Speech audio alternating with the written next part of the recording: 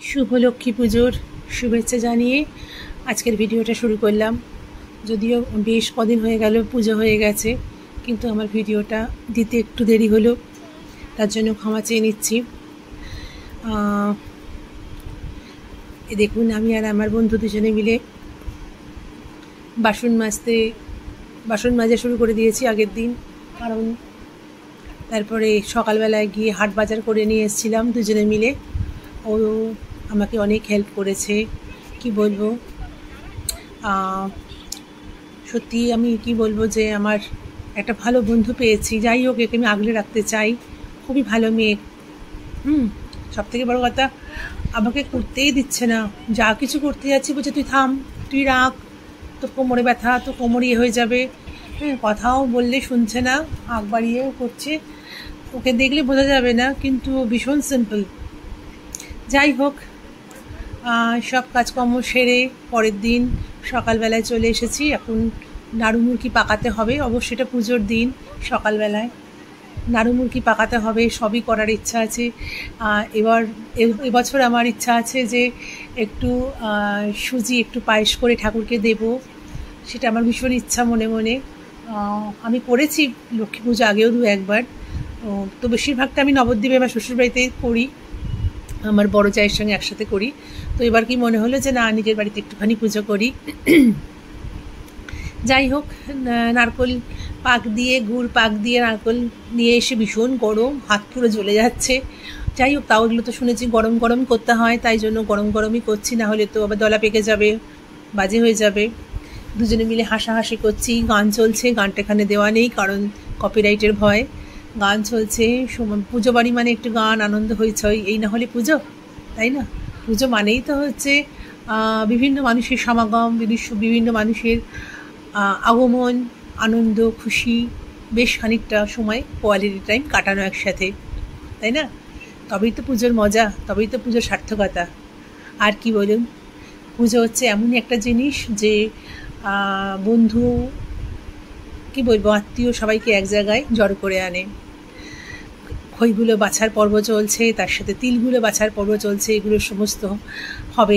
খইয়ের মানে তিলের নাড়ু হবে, খই মুরকি হবে। হ্যাঁ, চলছে আমাদের। সকালবেলা আমরা আমি সকালবেলা খুবই সকালে ঘুম থেকে উঠেছিলাম সেদিনকে।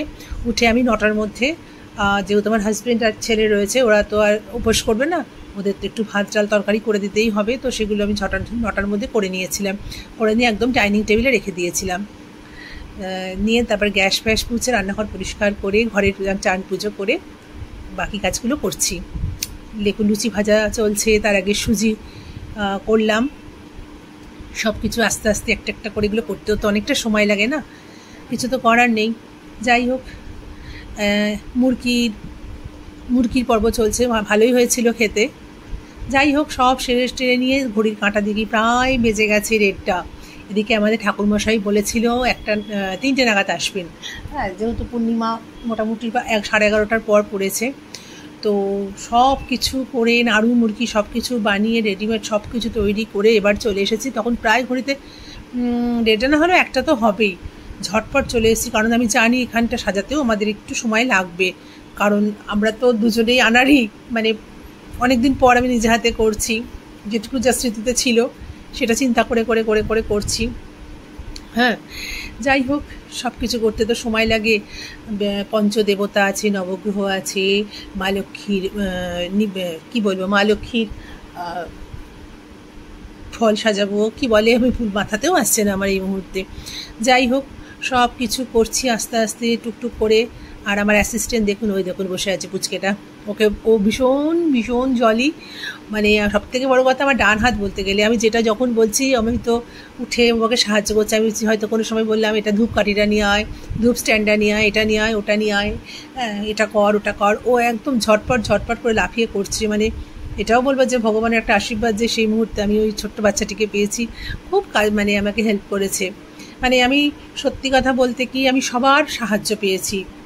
আমার মানে একটা পুজো নিয়ে তো একটা টেনশন থাকে। আমার একটু কোমরের সমস্যা আছে, আপনারা সবাই জানেন, অনেকেই জানে যারা আমার আত্মীয় স্বজন বন্ধু বান্ধব। তো তার মধ্যে আমি চিন্তা করছিলাম যে আমার কিছু না সমস্যা হয় তো বলতে নেই, মা লক্ষ্মীর আশীর্বাদে বলুন কি বড়দের গুরুজনের আশীর্বাদে বলুন, আমার বন্ধু আমার বোন, বাচ্চা মেয়েটি, সবাইকে আমি পেয়েছি। সবাই আমাকে যেটুকু ক্ষমতা সম্পূর্ণটুকু দিয়ে সাহায্য করেছে। ঠাকুরমশাই চলে এসেছে, ঠিক ঘড়ির কাঁটায় 3:05 সেই মুহূর্তে ঠাকুরমশাই চলে এসেছে। রীতিমতো পুজো শুরু হয়ে গেছে, আরতি চলছে, আমরা একটু অঞ্জলিও দিলাম। হ্যাঁ, দেখুন কেমন হয়েছে সাজানোটা, অবশ্যই বলবেন। অনেক দিন পর নিজে হাতে সব কিছু সাজিয়ে গুছিয়ে তারপরে নিলাম আর কি। আর সব কিছু গুছিয়ে তারপর আবার নিচে গেছি, নিচে গিয়ে নিজে তৈরি হয়েছি, শাড়ি পরেছি, সেজেছি, গুজেছি। একটা পুজোর দিন একটু তো সাজতে গুজতে ইচ্ছা করে, বাড়িতে সবাই আসবে, আত্মীয় স্বজন, একটু বন্ধুবান্ধব সব আসবে, এরকম ভূতের মতো সেজে থাকলে তো চলবে না। তাই জন্য সব কিছু গুছিয়ে প্রায় 2:45 নাগাদ নিচে এলাম। নিচে এসে নিজে তৈরি হলাম, বন্ধু তৈরি হলো, সবাই তৈরি হয়ে আবার উপরে গেছি।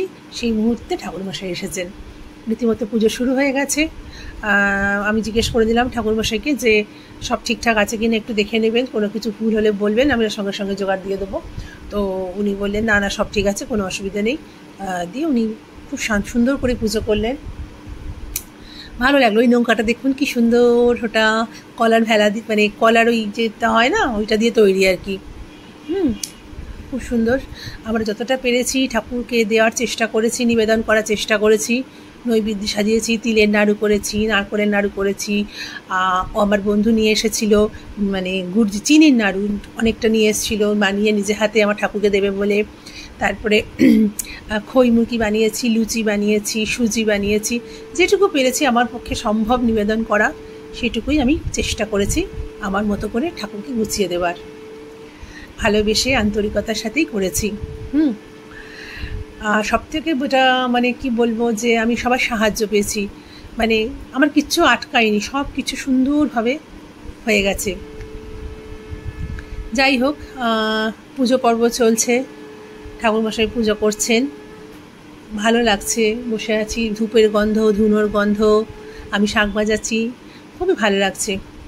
পুজো শেষ করে একটুখানি প্রসাদ মুখে দিলাম। সন্ধ্যে রাত্রিবেলা খাওয়া দাওয়ার ব্যাপার আছে।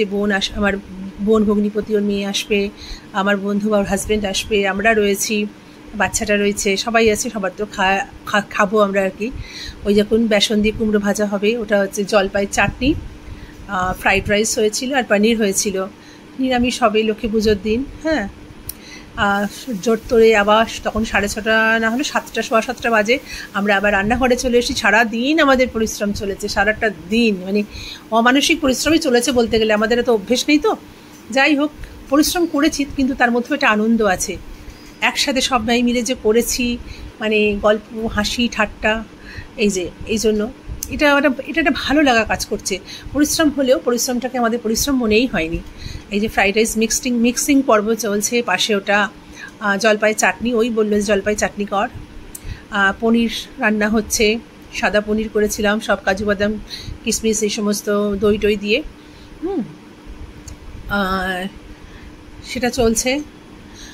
এদিকে আবার 3 তলায় ওই যে আমার হাজব্যান্ড, ওই যে দেখছেন হলো পাঞ্জাবি পরে, ওটা আমার বন্ধুর বর। তো সবাই এসছে, সবাই মিলে ওপরে ওরা ওই সমস্ত একটু কম্পিউটারে কিছু দেখছে, একটু হাসি ঠাট্টা গল্প গুজব করছে। হ্যাঁ, যাই হোক, আর আমরা নিচেরা বসে আছি, রান্নাবান্না মোটামুটি শেষ, আমরা একটু রিল্যাক্স করছি, একটু গল্প করছি। একটু পরে ওরা খেতে নামবে, তখন আবার ওদেরকে গরম গরম বেসনের বড়াটা ভেজে দেবো। বাকি সব রান্না মোটামুটি হয়ে গেছে, একটু রিল্যাক্স করছি আমরা। কি করব, ক্লান্ত হয়ে গেছি, তাই ভাবছি একটু কথা বলে নিই, একটু গল্প করি, একটু রিল্যাক্সড হয়ে যাই। তারপর তো খাওয়া দাওয়ার পর্ব আছে, খেতে দিতে হবে, তো চলবেই। যাই হোক, এই যে বেসনের বড়াগুলো ভাজছি কুমড়ো দিয়ে, তো একটু পরেই ওরা নিচে নেমে আসবে, গরম গরম দিয়ে দেব। এই যে খাওয়া দাওয়ার পর্ব চলছে, সব খেতে দিয়ে দিয়েছি, আমরা একটু গল্প করছি, ওরা বেরিয়ে যাবে, ওদেরকে একটু তাড়াতাড়ি দিয়ে দিলাম। এরপরে আমরা একটু খাওয়া দাওয়া করলাম, গল্প গুজব করলাম, হাসি ঠাট্টা করলাম। খুব ভালো গেছে দিনটা, লক্ষ্মী পুজোটা আমার খুব সার্থক, আমি ভীষণ ভালো লাগলো। হ্যাঁ, যাই হোক, সবাই খুব ভালো থাকবেন। আজকের মতো আসি, নমস্কার, শুভরাত্রি।